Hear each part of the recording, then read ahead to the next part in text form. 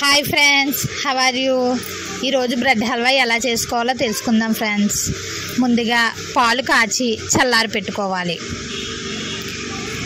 ఒక దాంట్లో mixie jar తీసుకుని అందులో యాలకులు, పంచదార వేసుకోవాలి ఫ్రెండ్స్. పంచదార ఎక్కువేం అవసరం లేదు, నలగడానికి కొంచెం వేసుకుంటే చాలు ఫ్రెండ్స్. అది మనం మిక్సీ పట్టుకుందాం. మిక్సీ పట్టుకున్నాక యాలకుల పొడి రెడీ అయ్యింది ఫ్రెండ్స్. దాన్ని పక్కన పెట్టుకోవాలి. ప్యాకెట్ తీసుకుని దాన్ని పక్కన ఉండే బ్రౌన్ కలర్ని రిమూవ్ చేసుకోవాలి ఫ్రెండ్స్. ఒకసారి బ్రెడ్ ఎలా ఉందో చూడండి ఫ్రెండ్స్. ఎందుకంటే ఒక్కొక్కసారి నిలవైపోయిన బ్రెడ్స్ కూడా ఉంటాయి. ఎందుకంటే మనం ఇంట్లో చేసుకున్నా సరే పిల్లల కోసమే కదా, హెల్త్ పాడవుతుంది అని ఒకసారి చూసుకోండి ఫ్రెండ్స్. మా పిల్లలు పేచీ పెట్టి మరీ చేయించుకుంటున్నారు ఫ్రెండ్స్. ఈ హల్వా నా చేస్తా, ఒకసారి ఎప్పుడో చేశాను, చాలా బాగుంది అని చెప్పి మళ్ళీ చేయమని గోల పెట్టారు ఫ్రెండ్స్. అందుకే ఈరోజు చేస్తున్నాను. మీరు కూడా ఒకసారి ఇలా ఇంట్లో పిల్లల కోసం ఇలా ట్రై చేసి చూడండి ఫ్రెండ్స్. చాలా బాగుంటుంది. ఎందుకంటే హెల్తీ కూడా, మనం బయట తీసుకున్న వాటికంటే ఇది హెల్తీగా ఉంటుంది. ఆ ముక్కలను పక్కన పెట్టుకుని ఒక ప్యాన్ తీసుకుని స్టవ్ మీద పెట్టుకుని అది హీట్ అయ్యాక ఆయిల్ వేసుకోవాలి ఫ్రెండ్స్. ఆయిల్ హీట్ అయ్యే వరకు ఉందాం ఫ్రెండ్స్.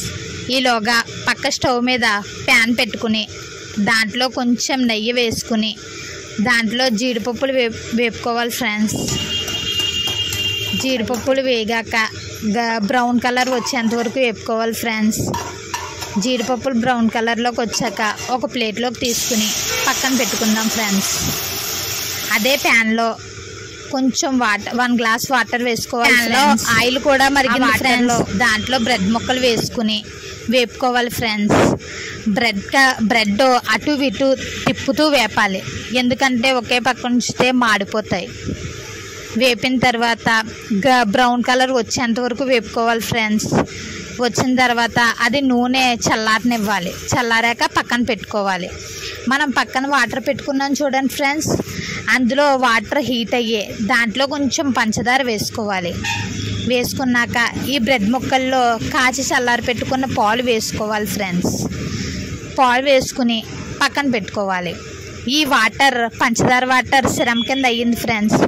దాంట్లో కొంచెం యాలకుల పొడి వేసుకోవాలి. వేసుకున్నాక ఈ పాల్లో నానబెట్టిన బ్రెడ్ ముక్కల్ని ఆ పంచదార వాటర్లో బ్రెడ్ అందులో వేసుకున్న తర్వాత బాగా కలుపుకోవాలి. ఎందుకంటే బ్రెడ్ అంతా కలిపేలా వేసుకోవాలి ఫ్రెండ్స్. లేదంటే గట్టిదనం వచ్చేస్తుంది వాటర్లో తడకపోతే ఈ సిరంలో. అందుకని చెప్పి బాగా అటు ఇటు కలుపుకోవాలి.